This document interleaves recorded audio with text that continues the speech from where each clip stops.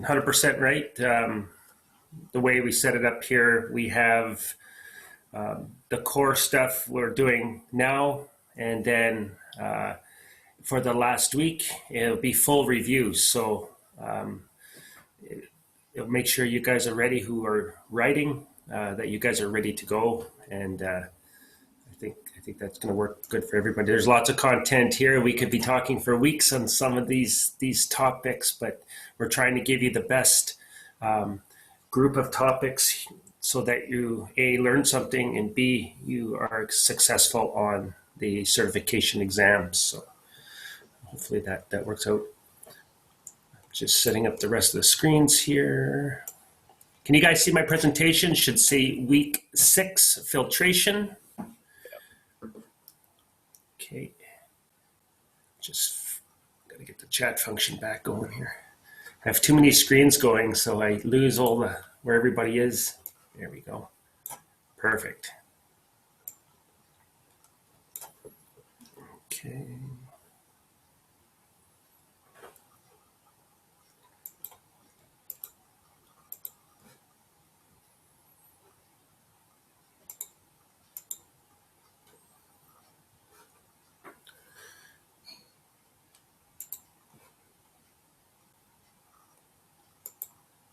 All right. Just give me a thumbs up if you can see that presentation, that week 6. And I'll figure out where my other screens disappeared to. It's one of those technically challenged mornings, I think. There we go.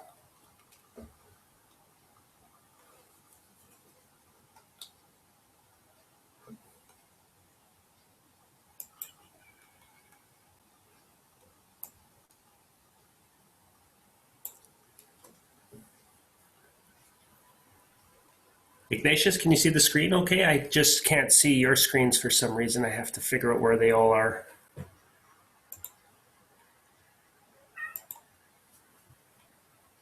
Yes, we can see the screen. Okay, yeah, perfect. You can see the screen. Sorry. Yeah, no worries. I just got to restart it because I've lost where you guys are. Okay. Yeah, the screens. Yeah, the machines are acting up this morning. Yeah, I just sorry, you guys. Just give me 2 seconds here. Yeah. I'm just looking for you guys. I usually can see all of you guys too, and I don't know where you guys went. Interesting.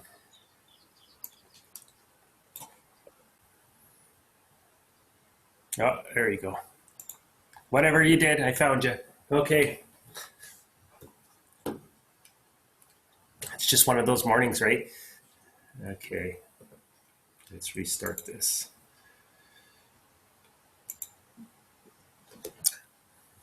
All right. So just to recap a few things that we've done. Let me get my camera on here.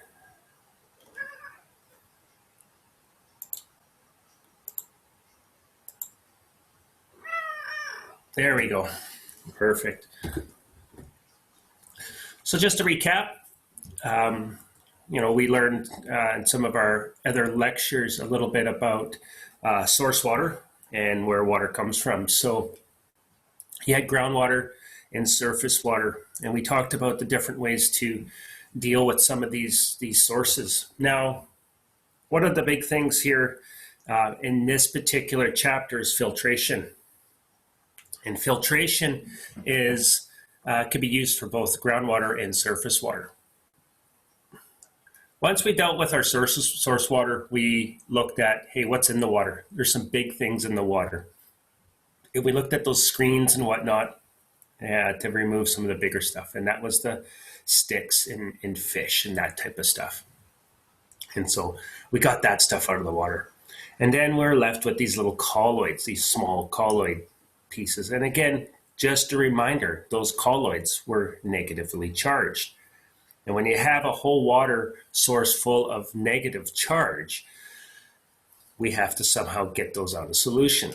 And so we looked at putting in those coagulants, right? That cationic positive charge coagulant. And when we put those coagulants in, it water are basically caused those negative charges to stick together. And it took the color and organics out of the water. And that's great. Now, one of the big misconceptions with filtration is that it does the bulk of the work. And really, it shouldn't. It should actually be the polishing step, or the step that gets the leftover products that all these other processes like coagulation, flocculation, sedimentation that they didn't get. So when you talk filtration, it's a polishing step. It just removes what's left over. It's super important, especially here in Canada. What happens is that there's some bacteria and protozoas that are resistant to chlorine and resistant to the other processes that we talked about so far. And the only way you can get rid of these, and one's called cryptosporidium. And the only way to get rid of that is through filtration. So back in the mid-90s, filtration plants became very popular because of these new species that were found in water and were making people sick. And the only way to get rid of these is by filtration. So today we're going to talk a little bit about filtration, all the different types. And I got a couple of videos we're going to try as well today. One of the big things about filtration that we have to keep our mind around is that there's a lot of new technology available when it comes to filters. And I'm going to talk a little bit about that. The ones I really want to talk about are slow sand, what we call a conventional filtration using the sand products or the media.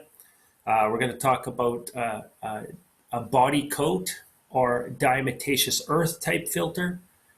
And we're going to talk a little bit about the new style of membranes. And the membrane treatment is becoming very popular in, say, in the last 10 years. So we'll talk about those different, and we'll talk about the concepts of filtration. Each of these filtration techniques I talk about has a concept behind it. For those of you who've used a colander in the sink or made pasta, and you put boil it in the water and you put it through a colander, the water goes through and the pasta remains in the colander. That is straining. And that's just one of mechanisms that are used in this whole filter realm.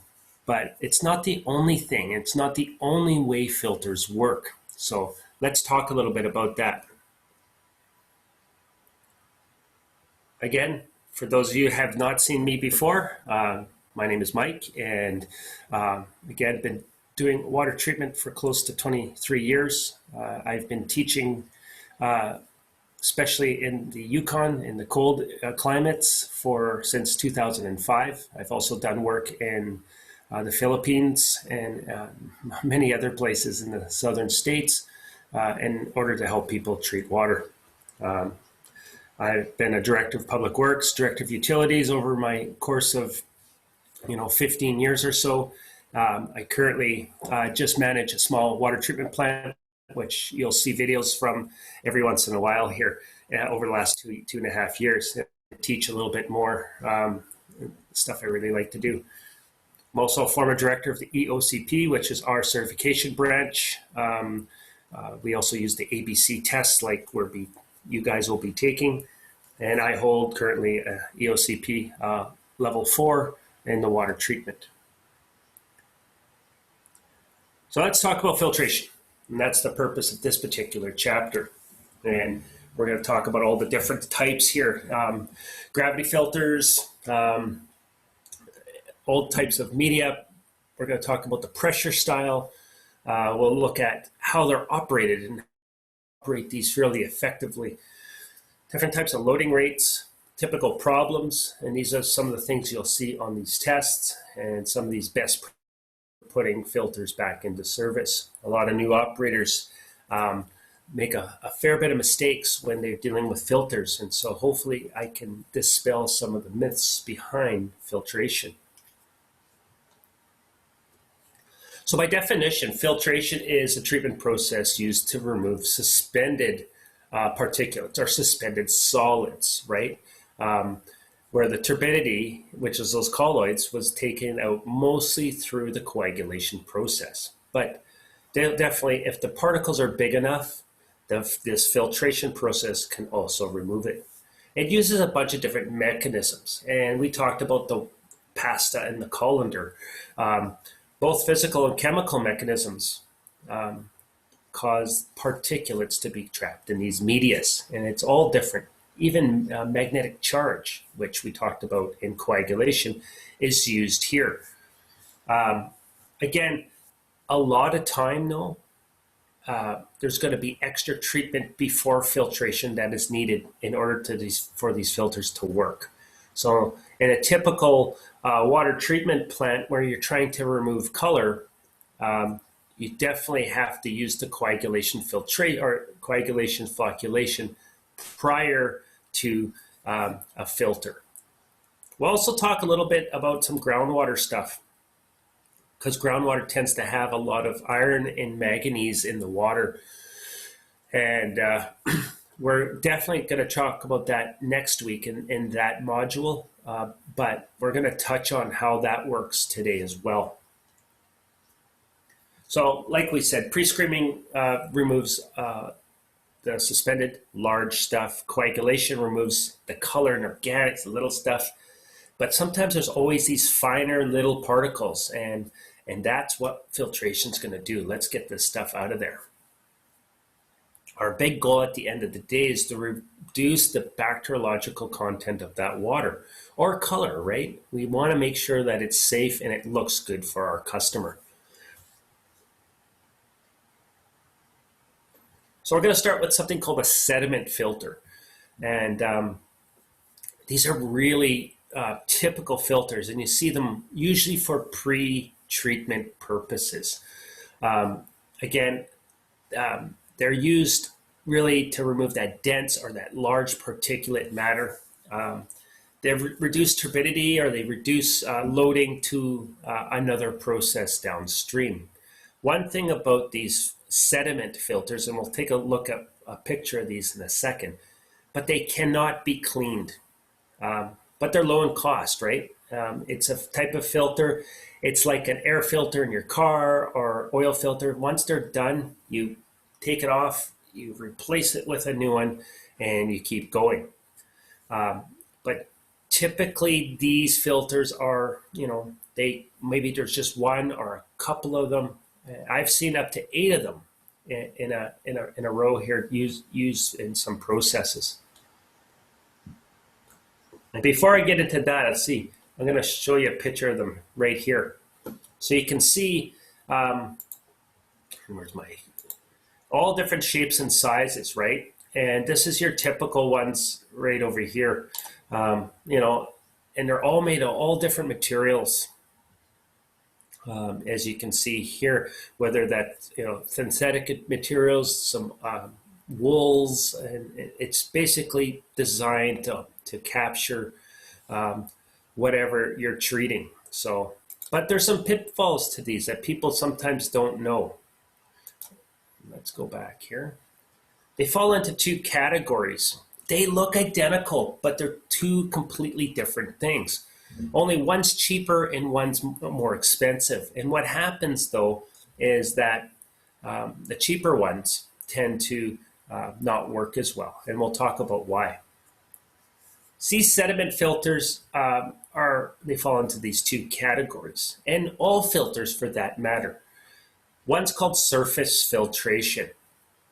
And surface filtration is where solids particles form a cake or a layer on the surface of that filter. It's just one sheet, and that's it.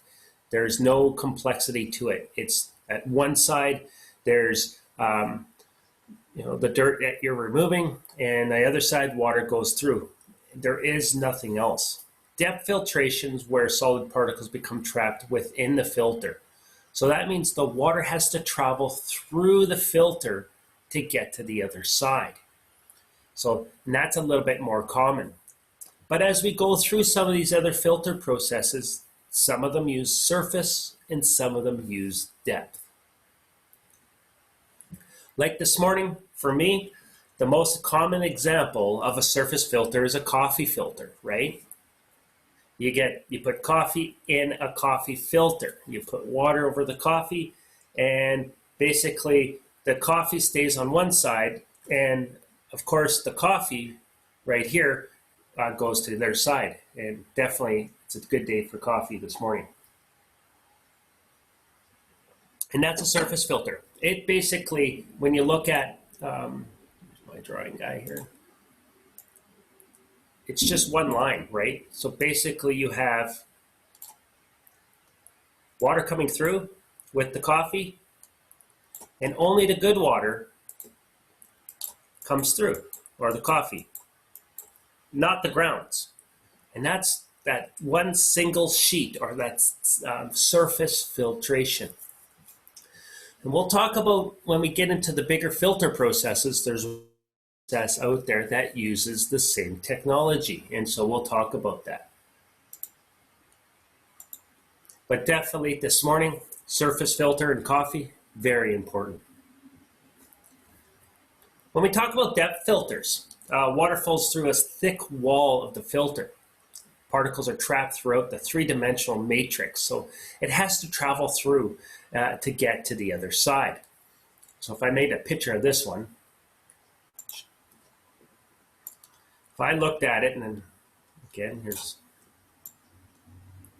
is typical how the filters look. If I'm looking at it on its end, and I'll use red for the water. So dirty water is going to come in, hits the filters right here. It's got to make its way through here to get to the middle of that filter. So it's going to travel a fair ways, and there's lots of time and space in here for particles to get stuck. Depending on what you're trying to remove, they're constructed of all different materials: cotton, cellulose. The newer ones and the ones that are most commonly used are going to be some sort of microfiber or polymer or different types of plastic, and that's more typical than not.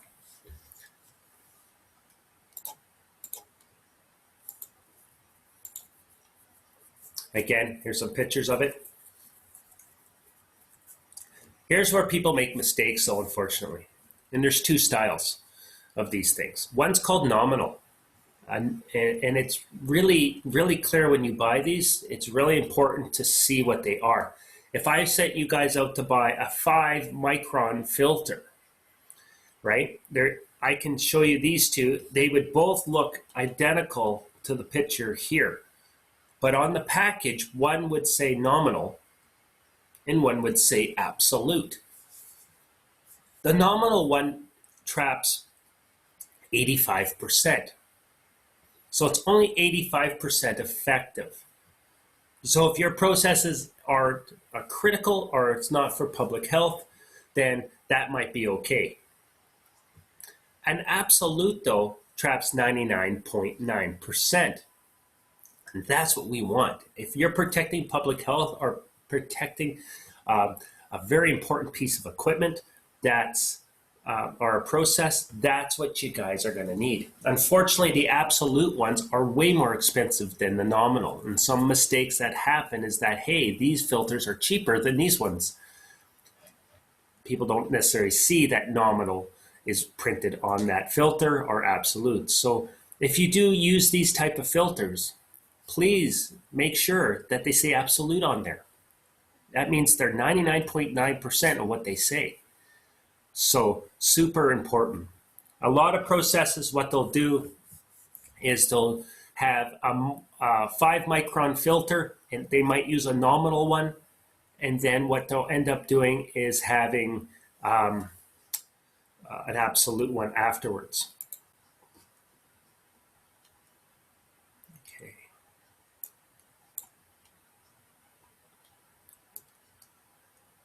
Perfect.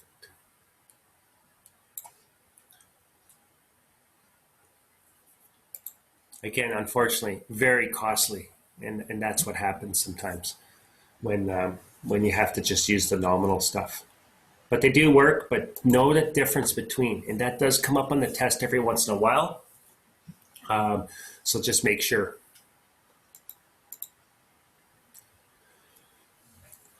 We'll talk a little bit about a DE filter. And beside DE, put the word body coat or skim process. There's different names that people use for these type of processes.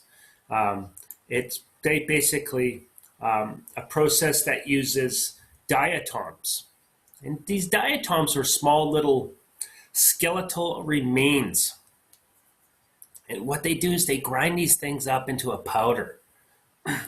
And they use it as a filter media.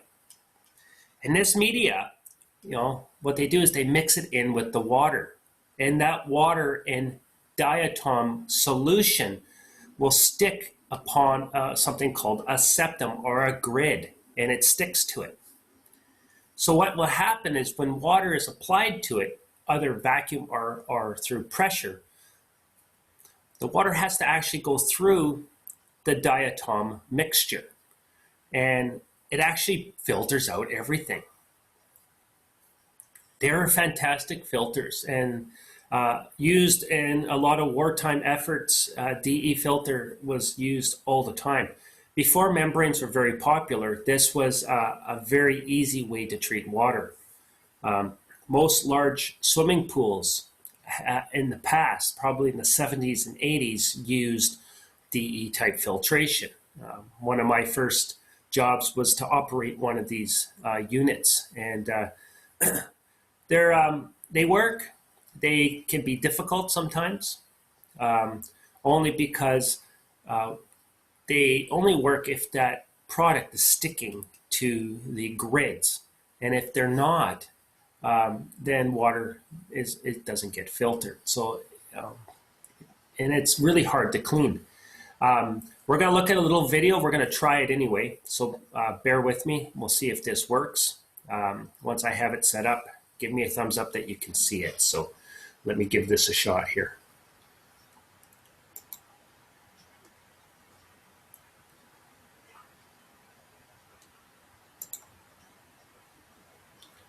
And, okay.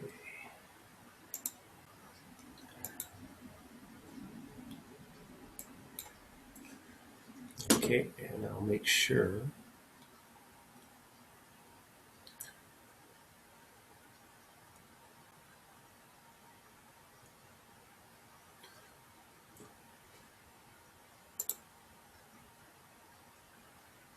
I don't know if you can see that. Can you see that tank with the, I don't have the volume on because I'll kind of talk through what's going to happen in here, but we're going to look at a small scale diatomaceous earth. Now, this is not one of mine, but definitely, let me just share this down. It's a YouTube type video, and I'll stop it and talk about it as we go through it. But not very common on large scales treatment, but seen a lot now in swimming pools. And so this is just a small DE filter 101. We'll talk. Hopefully this works. So bear with me. Let's check it out. Of all the filters on the market.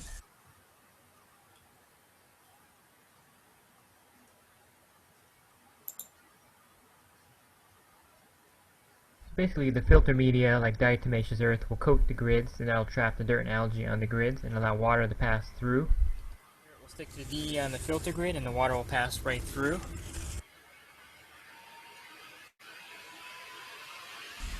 Let me get the bolt off here, and I'll show you the top manifold type DE filter, which is very common. Jandy, Hayward, and Pentair all make this one. All three of the major manufacturers use the same design in the top manifold filter. Pentair, Hayward, and Jandy. You'll find this exact manifold on top, and then 8 grids in the circle with 1 partial grid. I have video. You can see how dirty this is, right? And it is. Think about the DE is like flour. That's kind of what it looks like. And it sticks on. Let's see if I can make my pen work here. It sticks right here. right? And you can see, and as water goes through, it's going to try to go through here. And because there's these diatoms, or these like one, single-celled organisms, they basically will coat this, and water actually gets filtered through here. And as the dirt layer and more DE, you can see how thick this gets. It becomes a better filter the dirtier it gets. And that's something to really think about as we keep talking about filtration, is that a dirty filter will work better than a clean filter. So there's a period in time where all filtration works the best. It's not plugged up 100%, but it's not totally clean. So one of the biggest misconceptions is that dirty filter is not a good filter, and that's not true. A dirty filter actually sometimes works better than a filter that's super clean.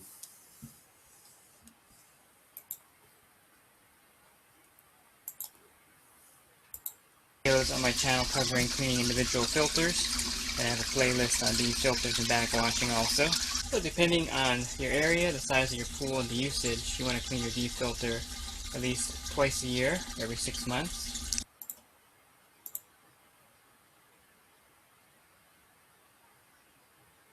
Another benefit of a DE filter is that you can backwash it in between taking it apart and cleaning it, which also helps increase filter efficiency.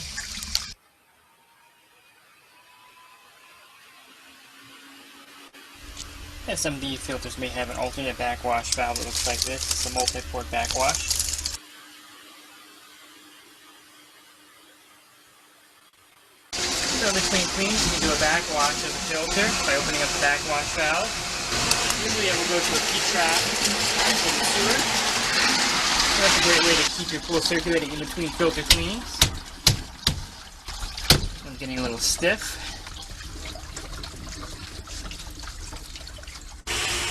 So when you backwash these, So that's a pretty clean one there. And you can see these filter cloths, right? They go on top of the grid, and that's really key that these are serviced all the time. Water's going to travel in outside here, and you can see the collection right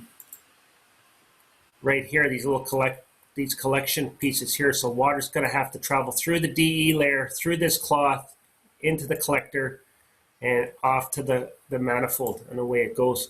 And very effective. It works very well, but got to make sure that everything is covered.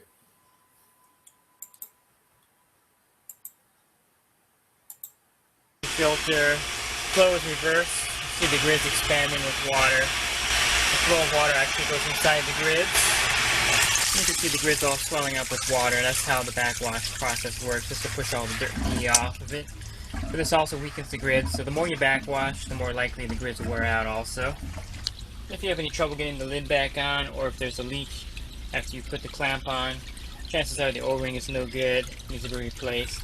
I usually lube it up with silicone lubricant. This will extend the life of the O-ring. I found that it gets about twice the lifespan. So proper maintenance and cleaning of your DE filter is key to good circulation and a clear pool. So it should take you about 20 or 30 minutes to clean your DE filter thoroughly. Good time-saving tool is the multi-torque socket set.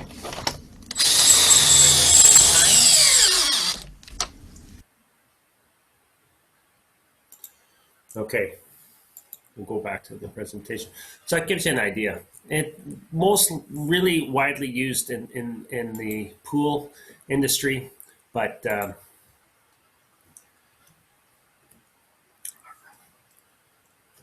now some of the bigger, I've used one fairly large one. It's probably size of a typical classroom, and it had 50 big sheets of DE septums, and we'd have to put bag after bag of that DE in there. One thing about DE is that make sure when you're handling it that you have the proper protection, because you don't want to breathe this stuff in. It can actually really hurt your lungs. And one of the other things that's an issue with DE is when it's wasted and when it's all done and it's dirty, it basically goes down the drain. And again, now it becomes another issue in the wastewater side of things. So Just something to think about with these two. Not widely used, unfortunately, anymore. Really replaced with the membrane technology. Right, now you guys can see my presentation again, or hang on, I'll have to put it back up there. All right, here you go. Can you see the presentation again? Just give me a thumbs up, make sure you can see it all. Awesome, thank you. Great. Again, this is kind of what we just saw in the video here. Water's going to come in on the blue line, you can see, and it's going to travel through those septums and the filter cloth, and it comes out through the red line there, and that's really typical. This is a very small one, and very typical to what we just saw in the video, but you can have big, giant versions of this, and again, lots of care has to be made to make sure that these are kept running.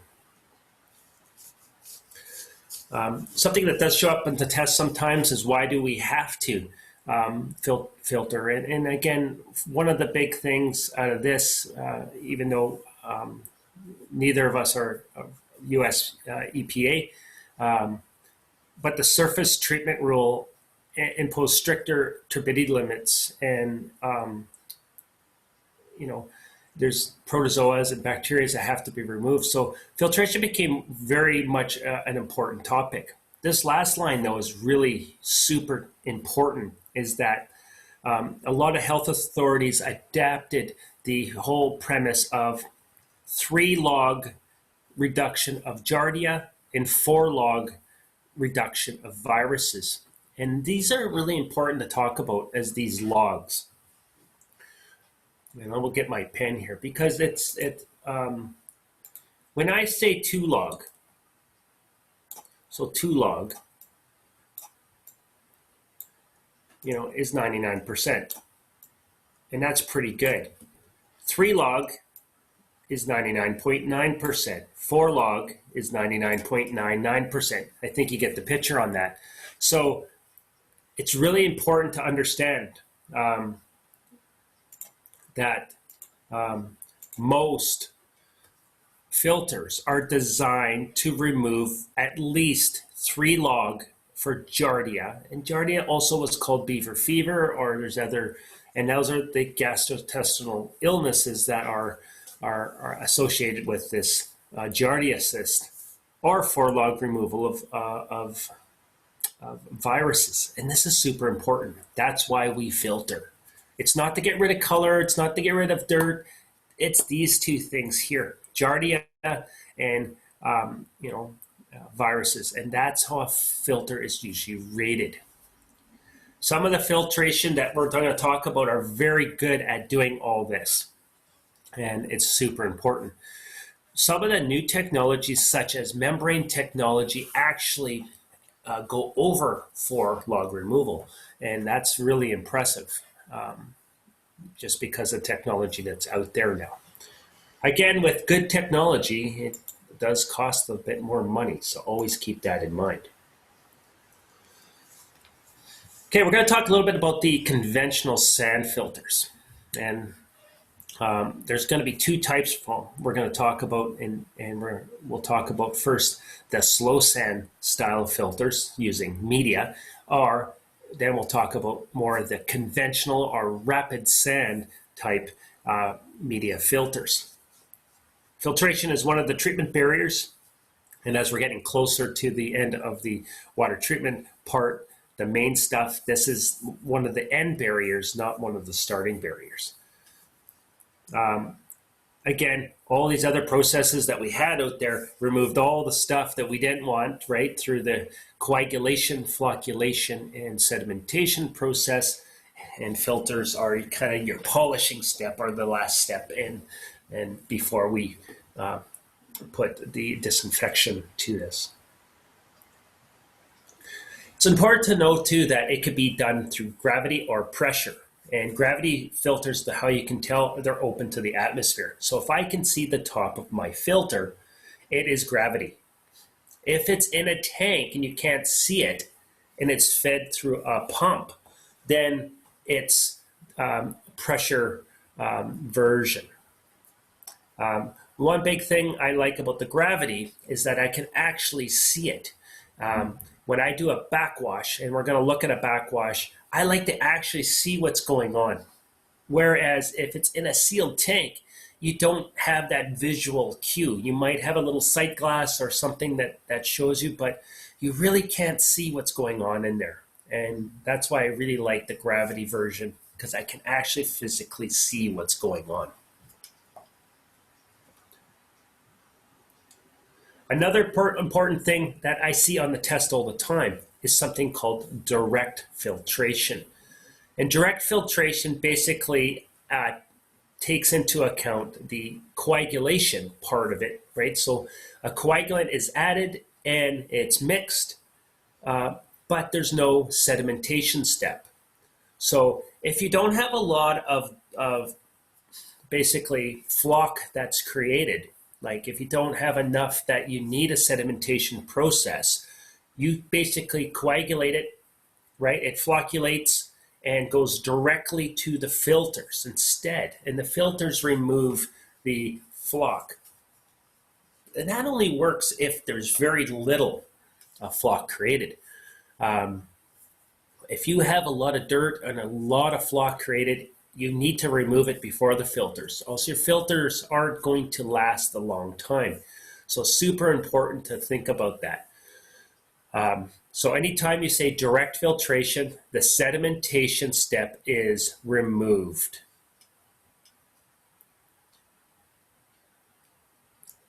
There's different medias that are used too.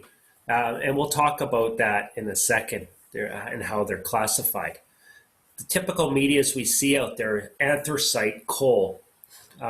They'll use maybe granular activated carbon. There's filter sand. Sometimes they'll use a heavy media like garnet. Garnet I see very common.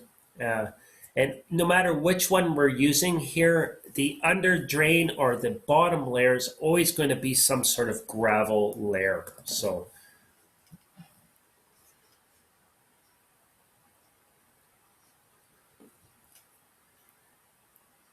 drawing guy here. So typically, this is a gravity one. If it's gravity, I'm going to be able to see up here, right? I'm going to be able to look down. Let's make it blue here. So as water is going to come into the influent channel, it's got to make its way through the filter bed. And basically, you can see here, this has got a few different types of media in it. This has got two. The bottom layer is always gravel, no matter what it is. And it has something called an under drain in the gravel. And that's what delivers the water out or collects the water as it comes through the filter. Now, you have to kind of look at this filter. And what they did before is that you want to catch bigger stuff here, smaller stuff here. And in order to do that, we need a media up here, coal, that's big and light. Down here, you need a media that's heavier and smaller. So those are really important. So you're going to look at two things, size and weight. Because if I rough this up or backwash this, and if it wasn't like this, then all of a sudden, if the coal was in the bottom layer, it would end up anyway at the top layer because it's lighter. And then now this filter would plug up. Very quickly, nothing would get through to the coal. So it's very important that the coal is big and the gravel or the sand is smaller. Because you're going to use this as, this is depth filtration. So you are filtering through to the end, through a depth of sand. So this is depth filtration to get to the other side. And this is a gravity one. If this was a sealed tank and I could not see this, and there's a pump here. This is my really bad drawing of a pump. There we go. Water was coming through my pump and into here, and out it goes. The pump provides the pressure to push the water through the sand. This is in a sealed tank. We won't be able to see it. That's a pressure version. They operate identical to each other.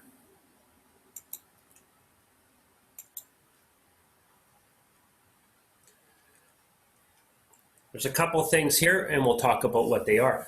Media classified as 3 different things. We need to make sure that there's an effective size, a uniformity coefficient, and we're going to look at the specific gravity. And all these things are really important to remove the leftover flock or whatever we're trying to remove from our filter, and to make sure this thing runs correctly.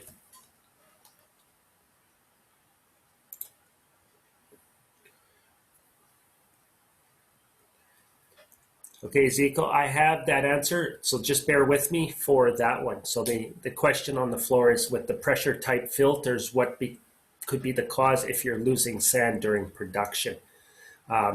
We'll talk about that in a second. There's definitely 2 ways you lose sand. One's going to be through the backwash, but if you're losing it through production, you either have a breach in your sand, and I'll make a little picture here. If it's your filter tank and you have your media, and this is a common problem actually. So, and then you got your gravel underneath here, and I'll make my things blue. So water's going to come in through your media. Now what happens over time if you ran your media for a long time, and they sometimes get cracks in it, or if it's not backwashed fully or properly, you get blockages, or you get passages through that sand. And what happens is, instead of filtering through to the bottom, it will take a path through the crack and not actually get filtered. And this filter media will actually end up leaving with here. So one of the bigger reasons is that it wasn't correctly backwashed, or the filter was run for far too long without a backwash, and it caused those cracks to, or plugs in the media itself. So it probably could use a very long or very good backwash, or it needs to be taken, opened up, and the first layer or the first little bit of gravel or sand media needs to be removed and re-fluffed up. It depends too how old your media is. So that was just one of the questions, is if I had media show up in my effluent water or my water leaving. That's a good question. We see a lot of media leaving in the backwash stage, but we'll talk about that in a few minutes.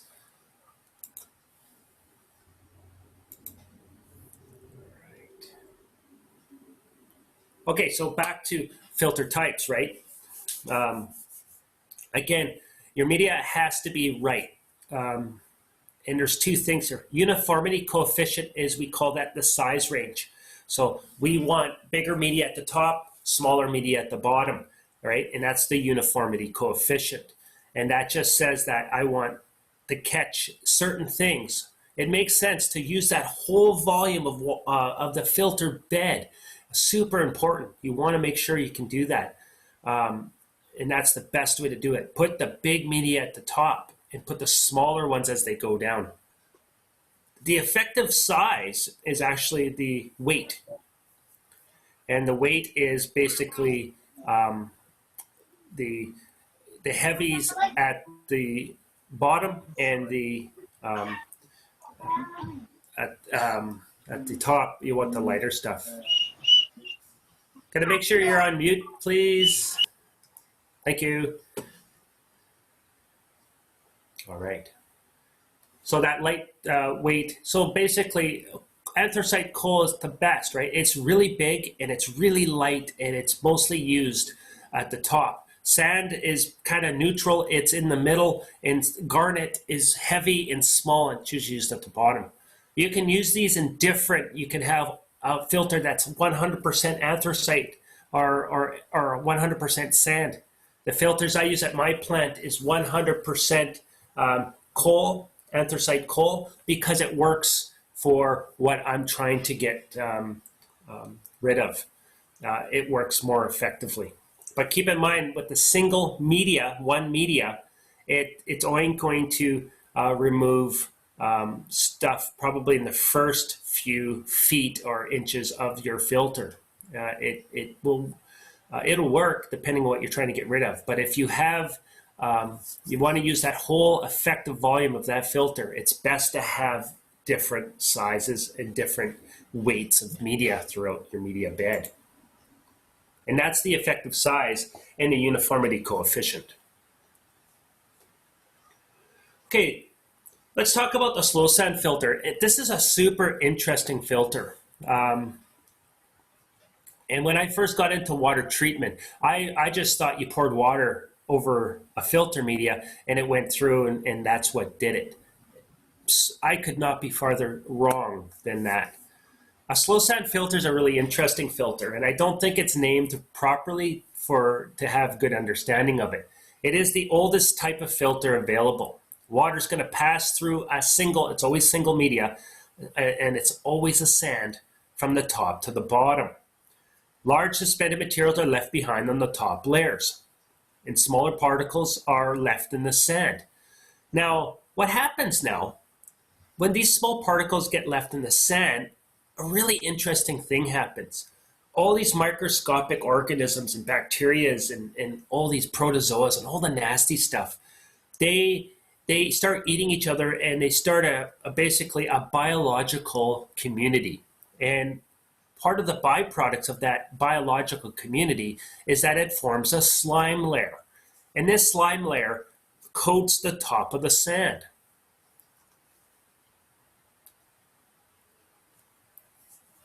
Basically, this slime layer is the filter. It's not the sand after all. So the sand in these slow sand filters are just support. What really does the job is this layer of slime that this biological community creates.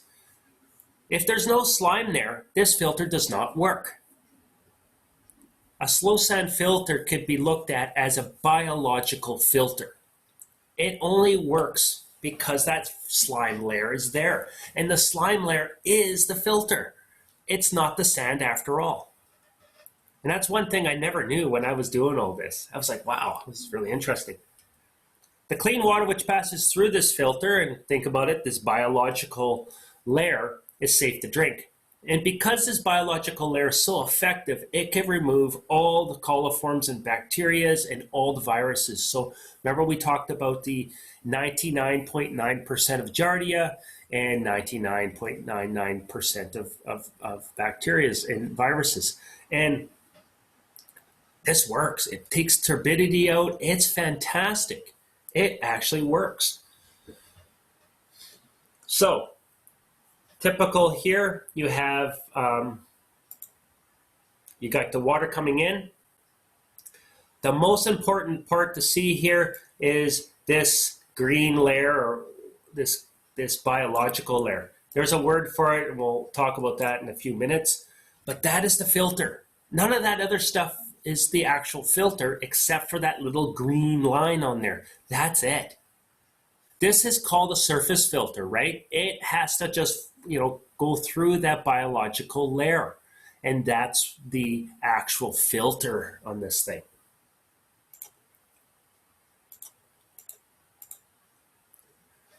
A little bit of physical, biological, but that's what controls. The slow sand filter removes a great deal of turbidity using biological action. And that layer of dirt and debris that builds up on the top of the sand, or that biological community, it's called a schmutz stick. And this is what it is called. This is a schmutz stick. And that is your filter. And that's basically, if that's not there, this thing is not going to work whatsoever. So that's that green part right there. That's schmutz stick. And it has to be there for this filter to work. If it's not there, this filter will not work.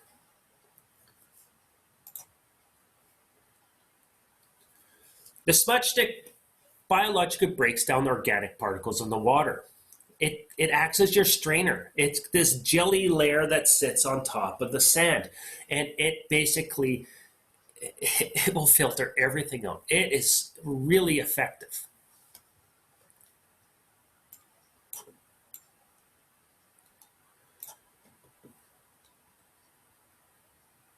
So when you do clean the filter, it removes this smudge stick layer. And the problem there is that without this, the filter does not produce water. So I come in, I take this, it plugs up, I take the smudge stick off. That filter is no good. I have to, after cleaning, run this filter for about 2 weeks.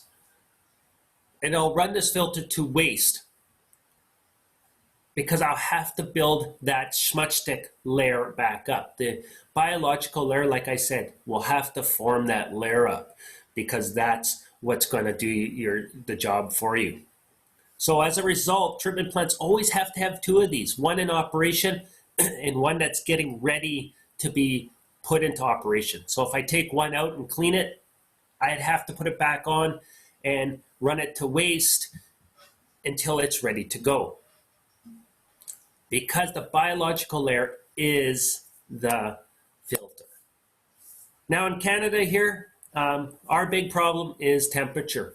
And we can't have these things outside because what happens is they freeze. And a biological community does not like to freeze. So if I have to have these units here, they're inside heated buildings. They're widely used actually. Just in my area here, there's 60 different communities that are using this style of filtration. And it's very, very well used, and it works. They're relatively very simple, and they're small, and they provide water to the community that they're serving.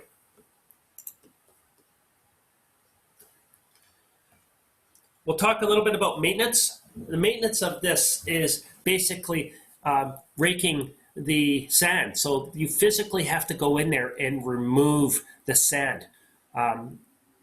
I usually remove about to 2 inches of the sand, right? It removes the biological layer. And it doesn't have to be done all the time. A lot of the plants here maybe do it every 6 months to a year, depending on how dirty your water is. It works really, really well. I'm going to show you 2 more things. One's a picture of a slow sand filter, and there's some fellas in there. They're standing on the sand, and they're removing the biological layer. And you'll see in the picture, the biological layer is the darker end of it. I'm also going to show you a big one, and these are done in California. Because they're so slow in filtration, which is why they're called slow sand, large land mass has to be used to make these filters. So these filters are gigantic. So we'll look at a bit of video, and you'll see the equipment sometimes that's used to clean large slow sand filters. So you can see here in this photo, these guys are cleaning a slow sand filter. A couple of things to note in this filter, or this picture here. You can see the dark biological layer here. They're putting it into the wheelbarrows. And you can also see this here. This is how water's applied. So this arm would move this way, right? And add water to the biological layer. And as it's moving around, it will just keep circulating around.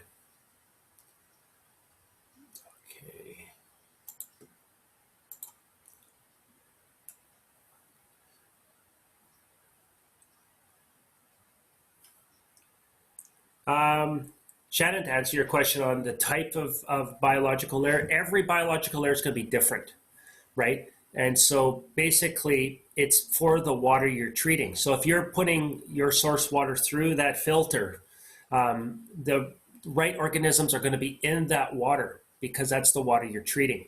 So If I put somebody else's water through somebody else's slow sand filter, it's not going to work right.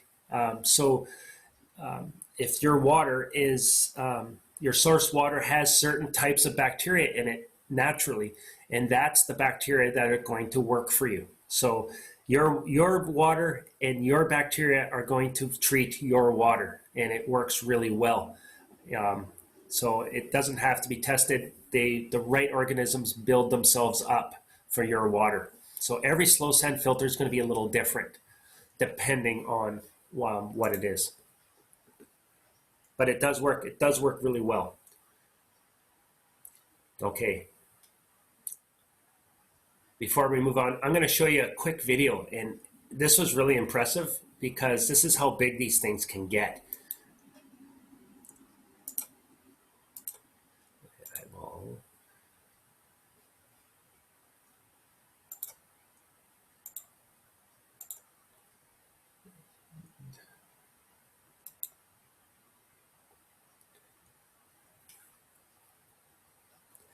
One of the areas I worked in before, I actually had, we have these units, and this is really impressive, only because of the sheer size of it. This is a filter cleaning that's done on a larger municipal slow sand filter, and first time I saw this, I was really amazed that that's how big these things really are. So you should be able to see the screen now. Give me a thumbs up if you can. Perfect. And you can see here in this particular one, they'll use big tractors and remove the biological layer. And it goes into a truck. And that's how big these things are. And keep in mind, I have to have 2 of these. So this is a large landmass. So let's take a look at this actually cleaning the slow sand filter.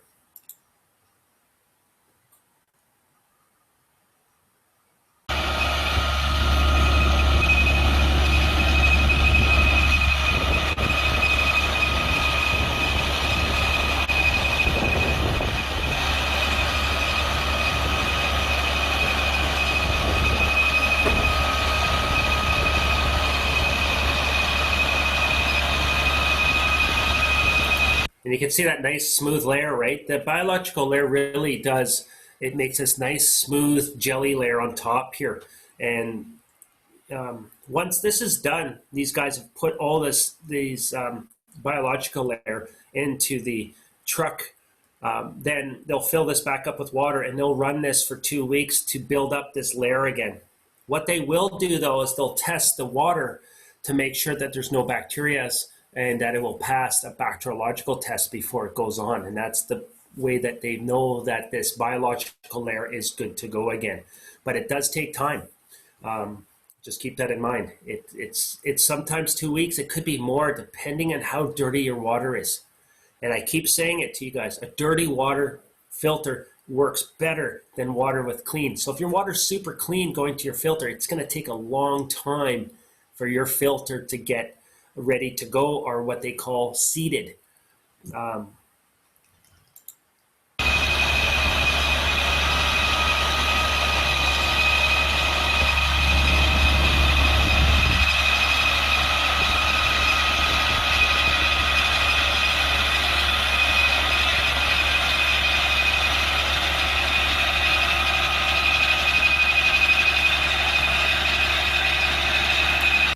So you can see here, there's a number of different ponds. So they have a number of slow sand filters. So another one will be on, that's been running for 2 weeks, and then they'll move from basin to basin to order to clean this. This is fantastic for climates that don't freeze. If this was Canada, and we'd have to have buildings over this and heated and made, and again, that costs a lot of money. And so this is not the best technology this size. If it were smaller in a heated building, then it works really well for us here. But for climates, in the southern states and in climates that can do this, this is very effective and it works very well. All right, we'll go back to presentation.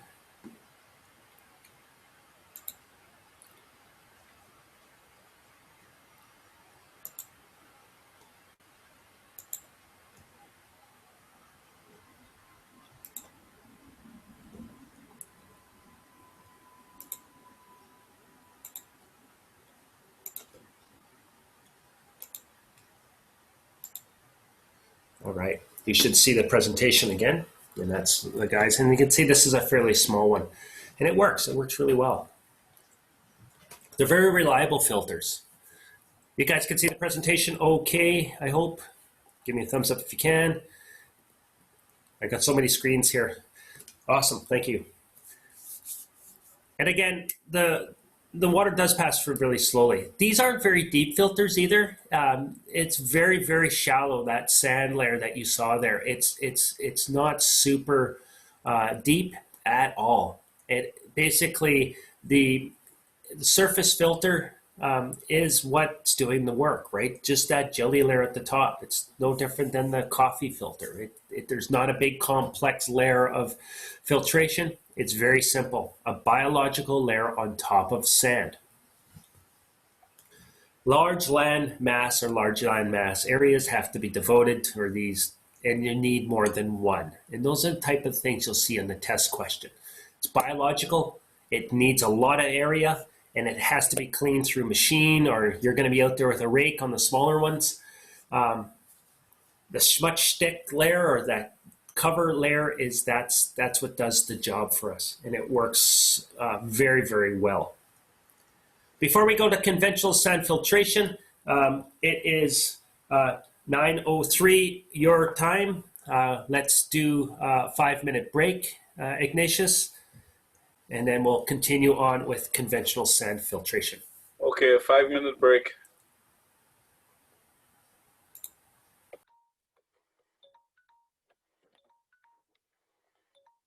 Okay, that means our time is back.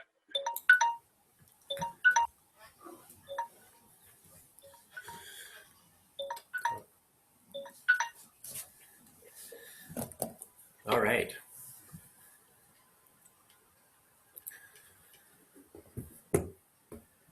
All right, there was a good question in the chat about how do you know when we have to actually scrape, or that's what kind of they call it, clean or scrape the slow. The rules apply to all the filtration techniques here. They're going to look at head loss, right? The difference between a clean filter and a dirty filter. There'll be pressure head difference. Also, too, your filtration rate will slow down. I can't produce as much water as I used to. Or you're going to see breakthrough or adverse water quality coming through the filter. And those are all indications that any filter needs to be cleaned. Typically, though, with slow sand, it's the slowing of filtration rate. I find a lot of these filters, they get cleaned long before they have issues with head loss or back pressure. It's usually done on a time basis. Whether, and that's going to be different depending on the size and type of filter you have. So good question. We'll talk a little bit more about that, though, in this part here with conventional sand. Conventional sand is also called rapid sand. What happening is that when they had the slow sand filters, it was just too slow. And they wanted to basically take a surface depth filter, and which means you can have a smaller footprint and produce more water. So what they did is they decided to go to more of a rapid sand. The flow is going to be the same way. It's going to flow through the filter, but it's going to use the volume of the filter or a depth. The thing with these filters here is that when they started to put water through a filter, they needed a way to clean it. So the one big difference between slow sand filter and this rapid sand or conventional sand is that these filters can be cleaned through a backwashing action, and we'll talk about that. They're also called high rate conventional or conventional. There's all different names. They operate the 3 to 4 times of that of a regular slow sand filter. So you can get way more volume of water through these things. You can have all different types of media, and we talked about that. The media decreases from top down. So we always know that the big media is at the top and the little media is at the bottom. During operation, solids are removed from the water. And one big thing about this is that it's not necessarily straining, but this uses a process called absorption. And it's like Velcro. It's very, very similar to the magnets. Keep in mind, when we made our coagulated water, we had all these negative charges floating around in there. And we added some positive charge. And now we had those clumps of flock which were basically positive and negative. So it was always a good idea to leave those flocks a little bit positive. Because what happens is that all the media in should be negative charged. So think about it. If you have a flock that's positive charged now and a media that's negative, they'll stick together like Velcro. And that's exactly the process we want. We don't want it to get caught in a filter. We want it to stick to the media and use a process called absorption. And that is one of the biggest processes in these types of filters. Again, the mechanism, particle remover, it's not biological in this case, it's absorption. It sticks together. There is a little bit of straining, but the main thing here is that it's absorption. And that is the biggest thing to get out of this. It does not use biological, but absorption. And we'll talk about absorption next week a little bit when we talk taste and odors and activated carbon. It's a sticking. And that is super important to think about because when they stick together, we're going to need something to unstick these particles to get them out of solution. So we'll talk about that as well. And that's always adsorption. Again, operation, really similar, right? Influent or water coming in is going to go down through a bed of sand and support gravels underneath, and it's be captured through a filter under drain. Very similar to what we're dealing with in other filters. But the difference here is that I'm using that whole filter. These filters are usually contained in a box of some sort of concrete, or sometimes they're fiberglass or plastic tanks. Inside the box or tank, you're going to have layers of filter media, and it could be one type of media or a different bunches of media. The biggest thing, if I have more than one media, again, making sure the big stuff's at the top and the small stuff's at the bottom.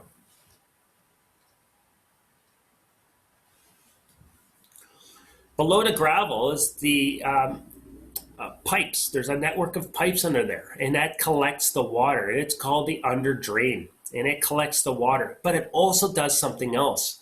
When we backwash a filter, which means we're going to reverse the flow and send that dirty water backwards out through the bed of sand. But there's something that has to be done before that. I got to unstick all those sticky particles. So we're going to talk about how we.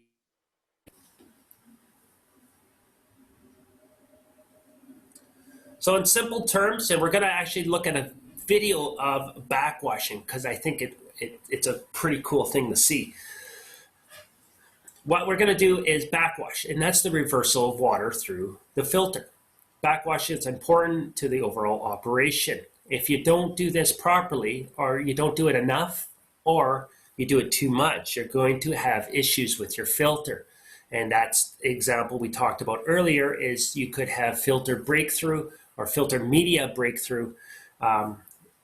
That's some problems. Cracking or mud balls are two of the most important ones. Also, too, making sure your filter rate isn't too high that you're not blowing media through. So very, very important.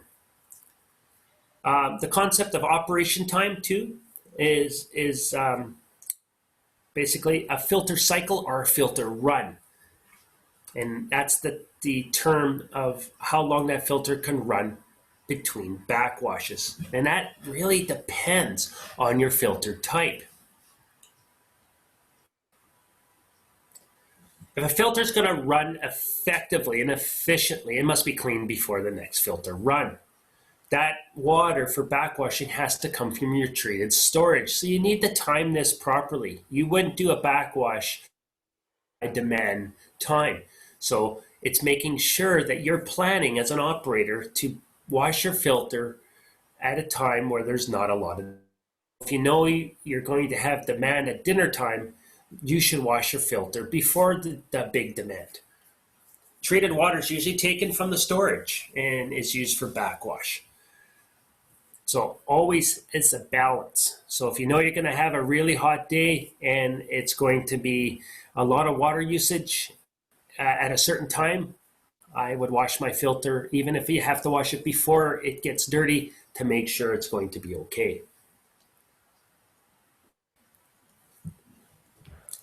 Okay, so let's talk about a little bit about the sticking thing again. During the filtration process, that filter media becomes coated with flock, right? It sticks to the filter media. It doesn't get caught, it sticks together. It plugs and fills the points. And it normally, if I just had water backwashing, it's going to be very difficult to clean these because they're going to still be stuck together. I need to expand the media. I need a way to scrub the media to break the stickiness before I wash this away. Hi, Dennis. Morning. So what I'll do is I'll use air. And I'll use something called a backwash scour. And so what I'll do is I will pump air into the filter and I will make it percolate. And all those grains of filter media will rub together. And when they rub together, it's like washing your hands, right? You're aggressively. That's true. In fact, I think the session she had with me, she wasn't ready. So I don't know. Ignatius, I can hear you. I think that's about. Sorry. Thank you. So that expansion, that it's really important. Scrub that media, scrub it really good, and then I will take water and then blow that backwards. So you have to do both steps. Backwash scour, break the bonds, and then take the water and backwash backwards. If you don't do it, you're not going to get an effective clean. In most cases, the filter backwash rate will not break up the mass. One big thing though here is if the rate of backwash isn't enough, you're not going to carry the old flock away. So you have to make sure that there's lots of flow to carry that away. But on the flip side, if it's too much, the media will come with it. And now all of a sudden you're back stuff you don't want, but your media is going to go too. And that's not a good thing. So always making sure your rate is good.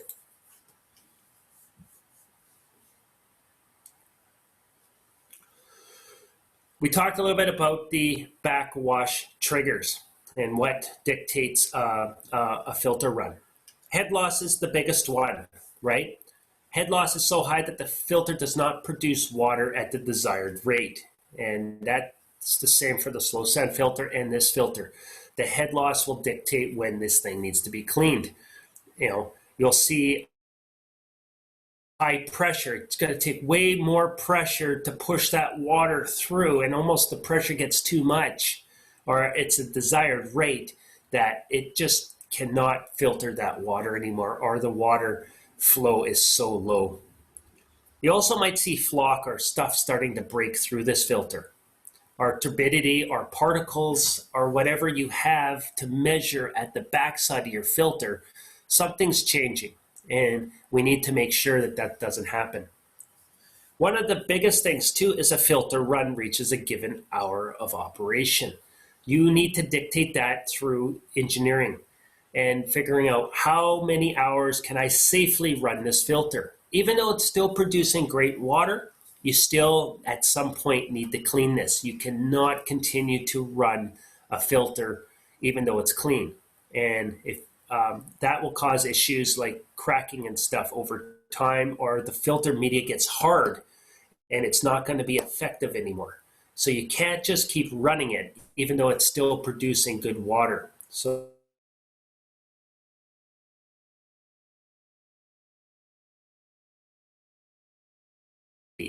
but there's always a period of time. So again, those are your three big things. Always those three big things. Okay, so before we move past this, I have another video. Let's take a look at that. Now this video here is of a backwash, and it's a big conventional filter. These are the same filters I have. I just didn't happen to get a good backwash video for my own plant, but this will give you a good idea, and I'll walk you through this. So bear with me. I will change the video around here. And there we go.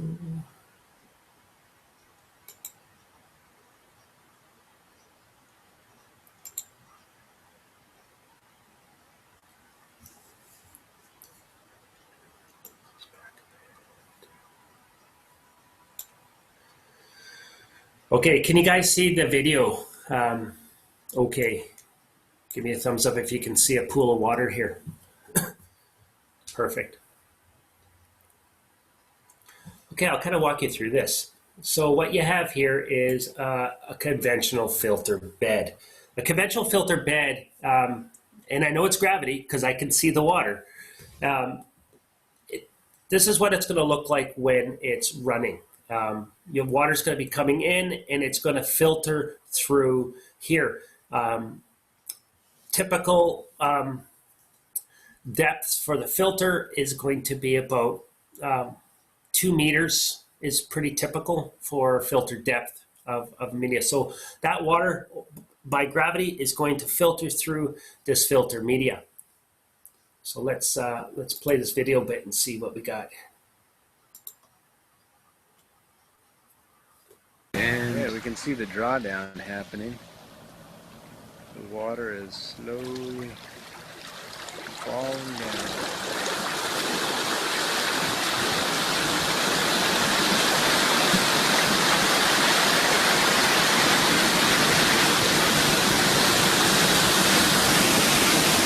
You can get an idea for how deep that gullet is there. Notice here on this gullet that you can see that it's sloped. Notice that the water is collecting down at the bottom of the gullet, where it's in from the other side so that we can see the pipes coming out. So here's the gullet again. This is the high. The gullet here, this channel in the middle, it'll do two things. It brings the water in, and that's really cool. So the first thing I'm going to do, if I take a filter out of operation, right, that filter, that water that you got in here, it's going to leave, and that channel there that you see is going to be now to convey the dirty water. To take a filter out of operation, now you have to lower the height of that water in this filter. Now you can see this particular basin, there's filter on each side of this middle gullet part here. And the next thing you're going to see is that water level is going to come low down close to where the media is. And once that's there, then I can start this air scour and start to scrub the beads. Let's take a look at that.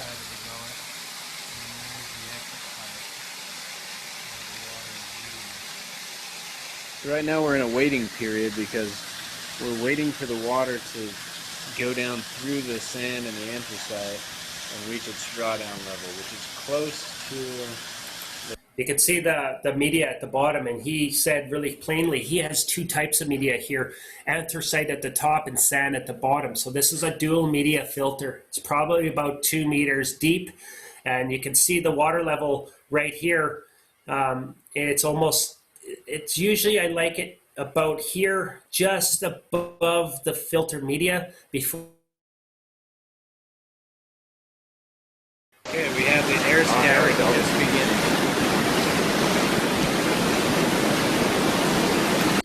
And you can see this here. This is like, this is air. And underneath in the gravel layer where the water's collected, there's air nozzles or air, I guess, bubblers. And it will bubble out air through a blower. And you can see it's quite violent. It's like, it's really, and this, all we're doing is we're breaking the bond between the flock and the filter media, and we are scrubbing these things together. So I guess the water level was still about a foot or two above the media. And we got the air scour. It's either air scour or piranhas, right? Okay.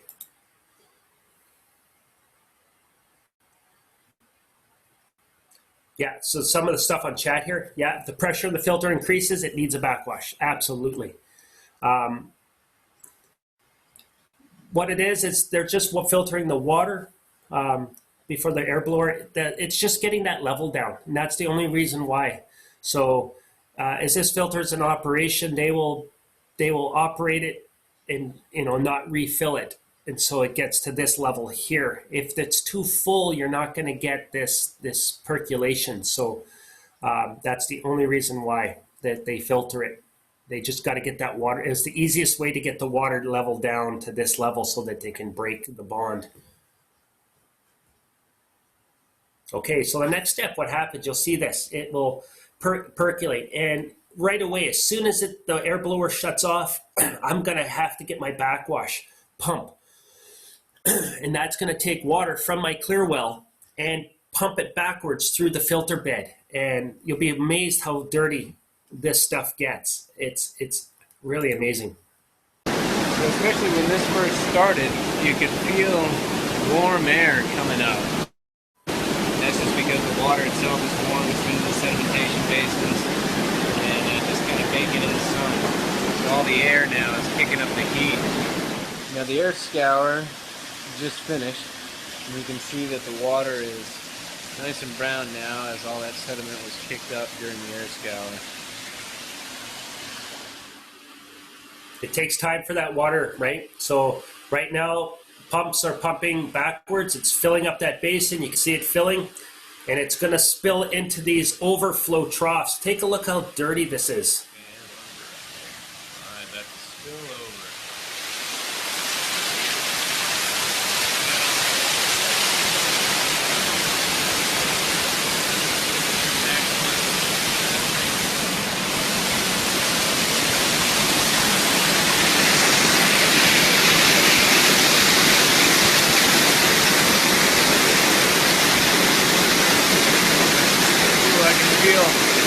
I can feel a lot of warmth coming up from it right now, too.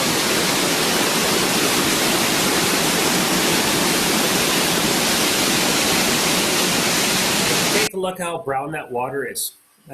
One of the biggest mistakes new operators make,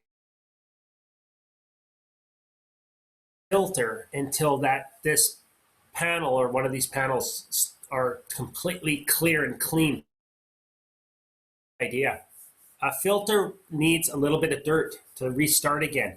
So if I made this perfectly clear and clean and put this back into operation, it's not going to work very good. To me, it's important to have some dirt back in to seed that filter, to plug some of the voids to make it run a little better.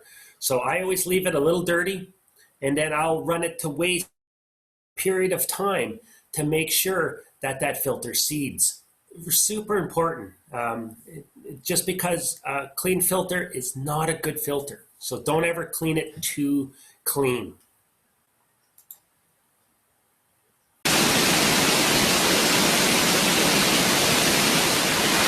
Now the water, some of the sediment is already clearing out, and you can see the trough underneath the water. Looks like it's starting to clarify a little bit. It'll take a little while to get it. The water is noticeably cleaner. Now So see how clean this is? This is almost, actually for me, it's almost too clean. I like it a little cloudier than this, but this is what you'll see. You'll see the media below here. It's not brown anymore, but I still like it a little bit of cloudiness. So you'll see this cloudiness or a little bit of haze to it. I always like to keep that because then I know it will seed my filter. The dirt that we can see in there is mainly some of the larger blocks, but a lot of the smaller stuff has already been kicked out. Okay, now the backwash is tapering off here. You can see that the flow rate is noticeably less. So it's ramping down from the peak flow rate to the lower flow rate. Now what we have is feed water coming in. Let's take a view all the way around. Here's our feed water coming in, pouring out of that top pipe. Filling the gullet, and now filling the... But keep in mind that gullet where there's a number of valves in there. So it took away the wastewater to another process, right? And then those valves shut and the feed water comes back, and that's exactly what's happening now. So to answer your question, when the filters have a set time is when the backwash should be complete. Most do, but keep in mind, if your source water changes at all, or your chemistry changes at all, there's always a set rate, but as an operator, you have to be able to adjust that. So for me, if I had a rainstorm in my plant, I'm going to have dirtier water, which means my filters are going to be dirtier if my chemistry changed. So I have a guide, but I also shouldn't, I always like to look and make sure. No, it's once you're doing it, you can set the rate of backwash. So you'll know, you'll have say if it's 20 minutes that you'd have to backwash, it might be make it 15 minutes or 17 minutes. So you can always look at how or slow it down. Typically, a lot of times it's automated, but it can be adjusted as you go. But keep that in mind. This is actually quite clean. It's actually almost too clean for my liking. But you have to run it to waste for a period of time before it's going to be effective. All right, let's go back to our presentation. All right, can you guys see the presentation again? Perfect, thank you. So yeah. So it's really important that when we're doing these backwashes, these parameters are adjustable. So the amount of time that percolates or that air scour happens, the amount of time it backwashes, and these are all things for you as an operator to take a look at. There's going to be guidelines that you have, but you should be able to adjust. Maybe I have to scour, if I'm using more chemical, I have to scour a bit more. Maybe I have to have a longer or shorter backwash time depending on where my filter is. If you see every time you're cleaning your filter, it's super clean, then you know that you should back that off a bit. If it is clean, it's not a big deal. I would just filter to waste at the end, right? Before you put this into circulation, you have to filter to waste for a period of time. If I have a super clean filter, I'm just going to filter to waste longer. And that allows me to make sure that it's seated properly or that I have a good seal on my filter. Hopefully that was something that made sense. All right. Rate of flow control too. We're going to make sure that each filter is controlled through a rate of flow. As filter plugs up, the rate of flow is going to change. It's going to open up more to allow more water in because it's going to take more pressure or more head to push that same volume of water through the media. So you always have to have a rate control valve. So if I want 10 liters a second out of my filter, as it plugs up, I'm going to need more water to achieve that. So always making sure that that's done. The rate of flow for each filter will vary with head loss. And so it's hard to, you know, when you have more than one filter on, because once one starts to plug up, it's going to divert more flow to the other filters. So always keep an eye on where the flow is going. So if I have 3 filters and one's starting to plug up, it's actually going to send more flow to the other 2 filters. So always keep that in mind. Keep a very good eye on your flow. For best practices, you got to make sure that things are running correctly. Always backwash before going into service. You're going to filter the waste, right? And you're going to clean these filters or check these filters often. My filters are the same size of the ones you saw in that video, and I'm always checking them. So twice a year we drain them. We go in and do an inspection to make sure that the media is good, and we clean the walls to make sure that there's no algae growth or any growth that would be concerning for us. When we looked at loading rates, again, that's a direct relationship to filter run time. So basically, we're going to look at the filtration rate is how much flow through how much surface area. And it's going to be in cubic meters per meter squared an hour. And that's kind of how we're going to be looking at any sort of filtration rate. How much flow can I put through this filter of surface area?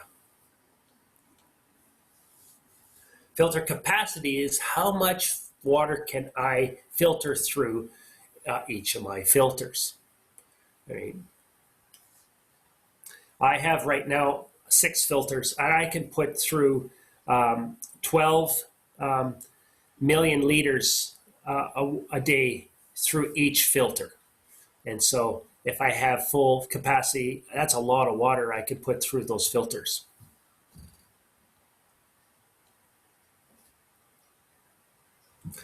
Backwash rate, it's the amount of water coming backwards, the pumping rate through the filter area. And again, one thing about backwash rate, if it's not enough, it's not going to carry those solids, have enough velocity. And if it's too fast, too much velocity, it's going to carry that filter media away in that wastewater. And you don't want that either. Typical here, and let me get my pen.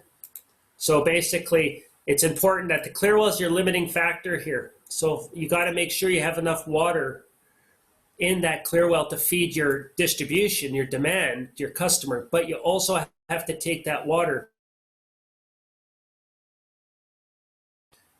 And that's what's called, you know, so normal operation, water's going to come from your source water, you know, it's going to go through your filter and to the clear well. On the backwash, and I'm going to take this water backwards, and this valve will be closed, and it's going to go to drain.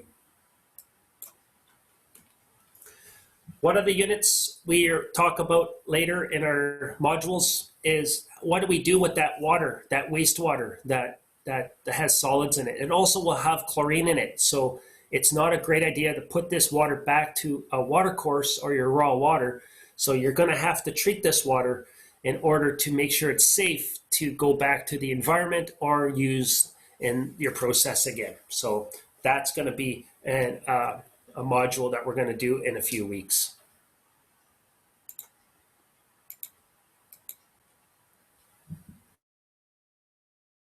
That's your backwash wastes. Common types of media, we talked briefly about some of the media is, again, you're going to have sand, coal, garnet. Those are your big ones. You can use it alone or in dual or even triple media combinations. So far, we talked about gravity filters, and that you saw that gravity. You know, imagine if that filter we saw backwashed in the video was in a tank. It'd be very hard to see what's going on, and you're going to rely really heavy on your water quality leaving. It's going to be really hard to see what's happening during the backwash process. It's used more widely in the smaller systems. It's in a steel or fiberglass tank, and it's under pressure from a pump. So a pump supplies the water to that filter. And instead of gravity, the pump provides the pressure to move water through the bed of sand. And like I said, the backwashing is way more difficult because it can't, it's not visible to the operator. And that's a big issue sometimes. And you can see here, basic media, it's inside a tank. Exactly, it's just inside a tank. We're going to talk more about green sand. I'm just going to quickly touch on this, but next week's lecture, we're going to talk way more on what this means. A typical type of media, green sand, was used to remove iron, and it provided extra oxygen that would actually make iron flecks appear, or flocks, and get caught in the media. And it was used to take the iron out of water. And we're going to talk in great detail about this in our lecture tomorrow. It uses a solution called potassium permanganate, and it's a really strong oxidizer, and it will oxidize iron and manganese and sometimes other species in the water, and it will make them appear. And when things appear, I can remove it in my filter. It becomes big enough to remove in my filter. And potassium permanganate is what's used. It looks like this. It's this fuchsia colored liquid, and it's highly, it adds a lot of oxygen. So it's highly reactive, and it works very well. And again, for iron in manganese removal. Because nobody wants their stuff to look like this. And this is for groundwater or water with lots of minerals in it. This is sometimes what happens. So we'd like to remove all this in the process of iron and manganese removal. Okay, our last chapter, our last little bit today is going to be membrane filters. And it's a new set of processes. And again, they've been around in the healthcare and different high quality water installations. And there wasn't a lot of drinking water plants that use membranes. And that's changing. We're seeing more and more membrane treatment now. Again, they work on a different mechanism than what we talked about. It's not biological, and things don't stick together like in the sand media. What this is straining. It is a direct filtration. So what we talk about is that there's a hole size, and anything bigger than that hole cannot get through. It's like putting a basketball through a garden hose. You can't do it. It physically can't do it. And that's how membranes work. There's a bunch of different types we're going to talk about, and each one, they're starting to become wider used in the industry. They're classified by the size of that hole, or the pore size is what they call it. So the bigger the pore size, the more stuff that can get through. The smaller the pore size, the less that things can go through. But keep in mind, the smaller the pore size, the more expensive the membrane is, the more waste you're going to generate. So super important to think about. So you got to look at what you want to actually remove from your water, right?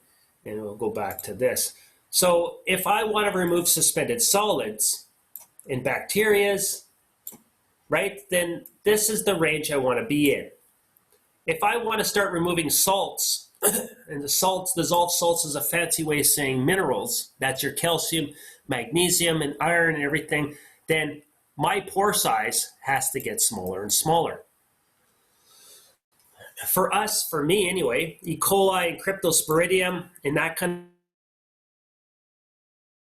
want to be in here somewhere, because I want to get the colloids and the viruses. I got to be in this where this box is. And that's the important things. I want to be able to get that stuff out of the water.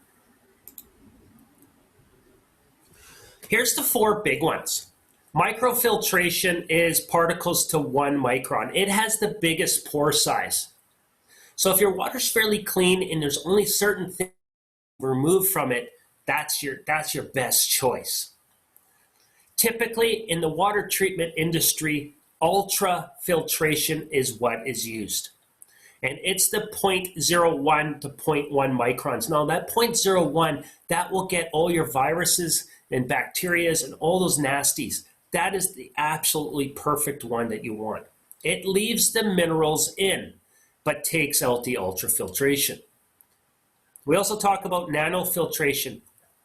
It'll start taking out some of the minerals in the water. And we got to be careful about that because we don't necessarily want to take out the minerals. Reverse osmosis. And this is something like RO. We've heard about this. It removes all the salts, all the metal ions, everything. Keep in mind you should not drink reverse osmosis water because it's not good for you. So people who have reverse osmosis and drink a lot of reverse osmosis, it is not good for you. It's like drinking distilled water. It has no ions and no minerals in it, and it can actually do damage to your body. So always think about that. It will actually take calcium and magnesium out of your bones, and you don't want that. To me, the best choice for water treatment, if you're just drinking water and you don't need it for process, is going to be your ultrafiltration. These other ones here are more for if I'm using it for a process or medical or something like that, that's fantastic. But ultrafiltration is going to be your best one.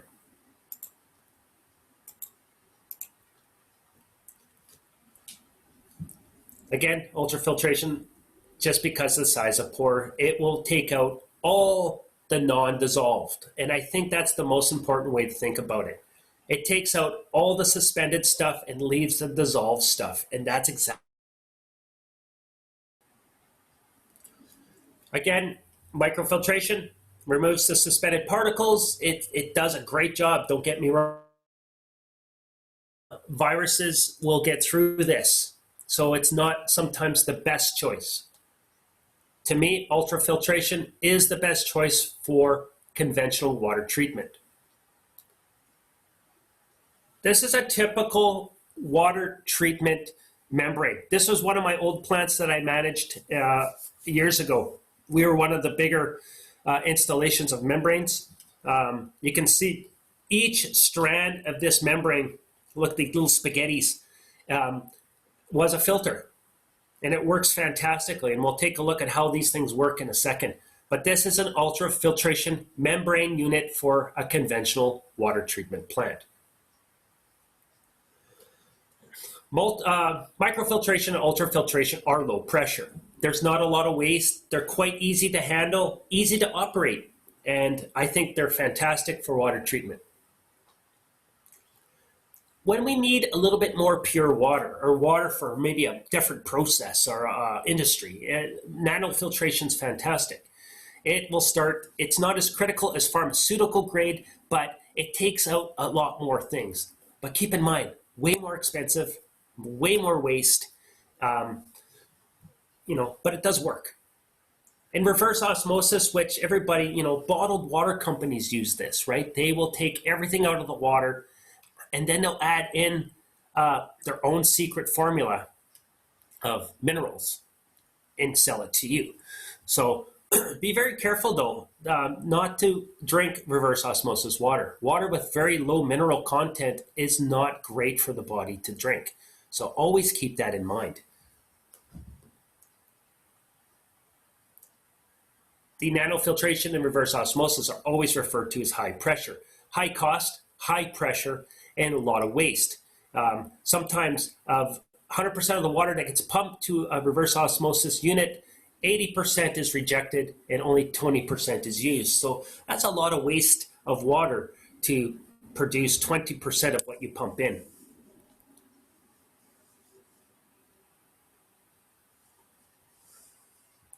All right. So that is our lecture today for filtration. So hopefully you learned a little bit about all the different types of filters, and to kind of go through it, we went through the slow sand, which is our biological, our conventional sand filter, which is our sticking together process, and into our separation, right? Our straining using membranes. So really those are your three main mechanisms that we use in filtration and that are used. You're going to see more and more filtration when it comes to membranes in the near future, and I'm seeing that trend more and more as every year. So hopefully you enjoyed that and learned a little bit in this lecture, and I'll hand it back to you, Ignatius. Thank you very much, Mike. I think that was another wonderful session speaking about filters. And one of the takeaways today, because many of us are into surface water production and well water, so we learned something about my takeaways about low minerals, not good for water with low mineral content is not good for the body. Nope. And high cost, high pressure in RO systems. Yeah. As I said in the start, for those of you I had mentioned that the exam would have been on the 19th, we have reconsidered that, and our tutorials will run until the 14th of April. And on that final tutorial, you'll have a revision session, and the exams will be from the 16th, the window between the 16th to the 19th of April. So keep studying, work hard, and we want to have a very high success rate. All the best to you. Have a wonderful day. Great. Thank you, Mike. Have a great Thank day. everybody. Good to see everybody. Thank you.